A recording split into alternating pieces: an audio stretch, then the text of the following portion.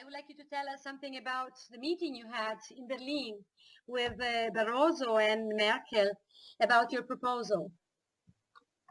Well, it's let me say, a proposal who started some months ago because the European Parliament in Strasbourg in 2012 voted a declaration in which they were asking the President Barroso to promote a roundtable on a new narrative for Europe.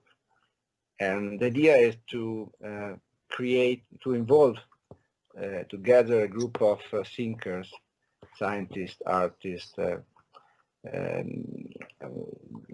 writers, to imagine how it would be possible nowadays to promote a new narrative for contemporary Europe. But at the same time, it's not simply a brand, but it's the idea to propose a structural concept for the future, for the next future of Europe.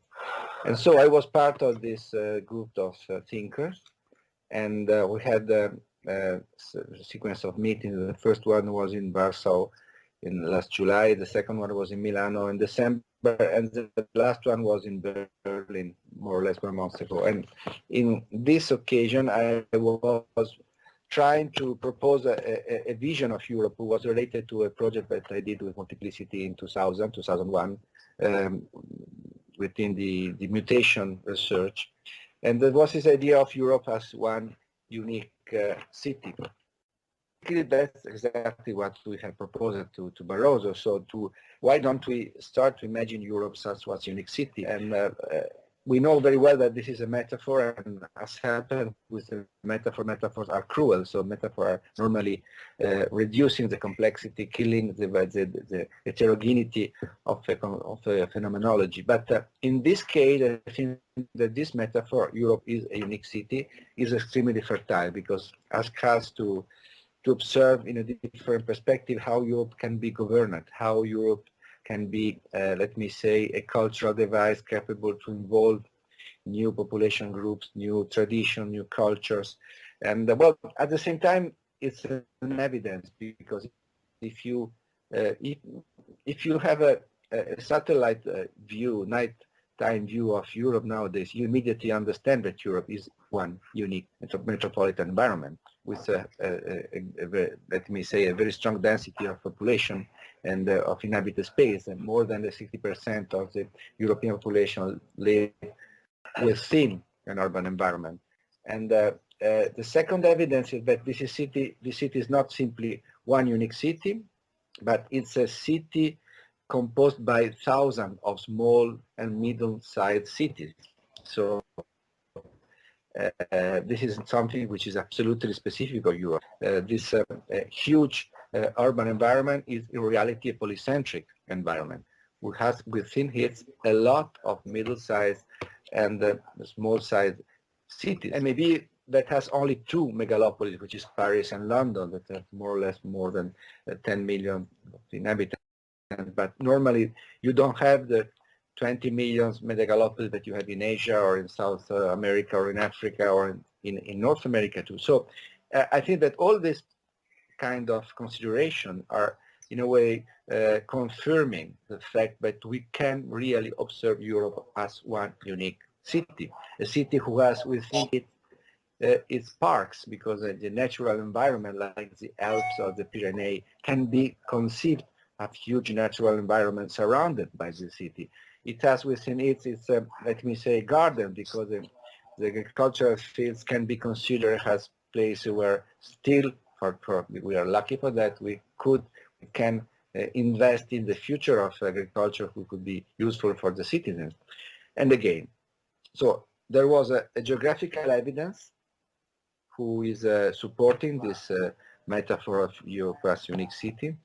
Then there is a completely different perception, which is more related to our daily life, because there are maps of the aerial routes, flight routes on Europe. You immediately see the density of movements and flights, and this explains also why we are nowadays capable to move in Europe from Stockholm to Palermo, from Porto to Belgrade in one day, in the cycle of one day. And this is another way to stress, to confirm, to straighten this idea of Europe as unique city, in which we can move, no, in a cycle of time which is related to our daily life. And this personal perception, this subjective perception of who's the other side of the geographical vision that a satellite view or a map can allow you to have. This subjective perception is very strong. It's also related to the, let me say, to the biography of a minority of European citizens. But let's think to the ex-students of the Erasmus program. No? Now, the Erasmus program started in 1978. Now, we have more than 1 million of ex-students that experience the Erasmus program. So, basically, all these Erasmus students have more or less a network, an international, a European network of friendship or connections, of affective relation. And this is also another, let me say, element that help us to understand why Europe is a unique city.